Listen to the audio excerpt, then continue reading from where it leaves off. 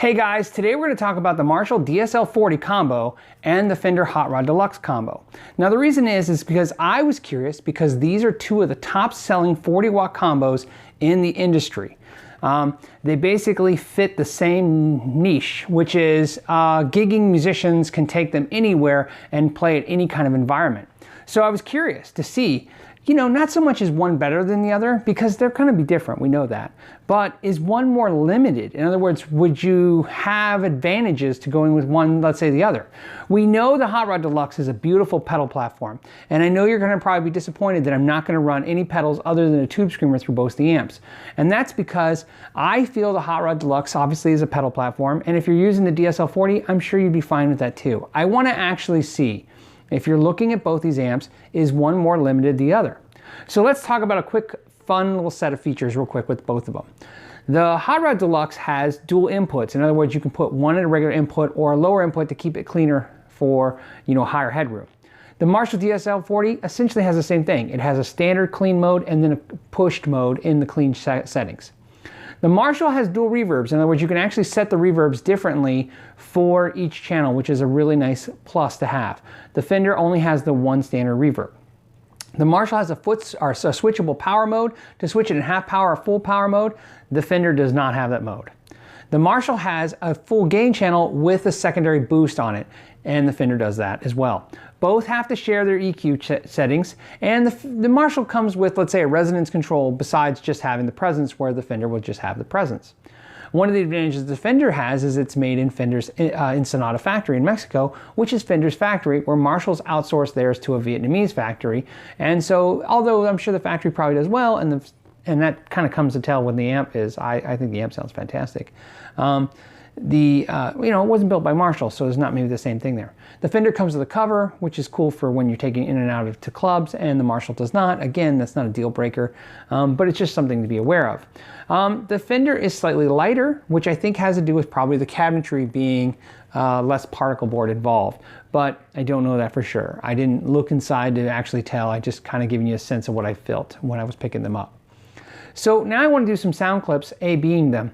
And again, we're not trying to see which one sounds better. We're trying to see where one cannot achieve that sound. A rock sound, a blues sound, a metal sound.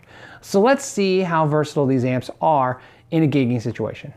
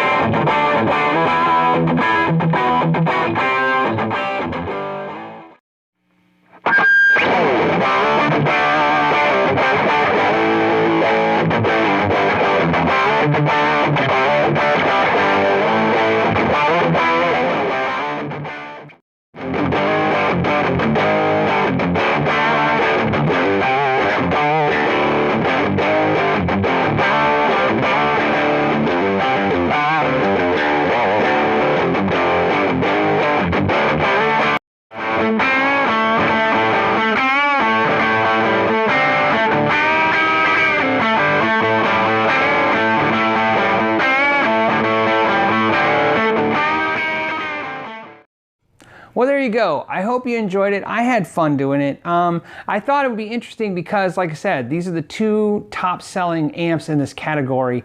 And even though I don't really see Fender and Marshall as being a direct competitor, one customer not really looking towards the same market, you never know, right? I mean, these ended up both on my radar looking at curiosity, so maybe there's more of me, kind of my mentality out there. What's interesting to note about them is that the Marshalls tend to have a better resale value than the Fenders are on this category. And there was really interesting things about both that was really cool that I liked. And some nitpicky things. Let's do that. I really enjoyed that the Marshall had rubber feet and the Fender one has the metal feet, which I don't like as much because it kind of can damage, when you hit hard on the ground. The Fender comes with a cover. I thought that was a cool advantage over the Marshall. I may have mentioned that earlier. The Fender plug is hardwired to the chassis. I don't enjoy that as much. I like having the freedom to pull the plug out and just put it away safely, like the Marshall does, which was cool. I thought the Fender's reverb sounded better. That's the only thing I could really say is a winner for sure. I thought the reverb on the Fender was much more pleasing. However, having dual reverb controls on the Marshall was really cool because once you kick in the distortion on this thing, the reverb gets exaggerated. So I would really enjoy having that feature too. In fact, I'd like to have little crisscross of features in each one. So it's really cool and interesting comparison. So I hope you enjoyed it. As always, if you haven't subscribed and you'd like to, please hit the subscription button down below. Please leave comments. I really enjoy the comments and reading the questions and stuff. I read pretty much every single one of them. You can tell because I give it a thumbs up. I thumbs up pretty much everything I read. And also, I think all of us like to read, right? If you have these amps, tell me your experiences, bad or good.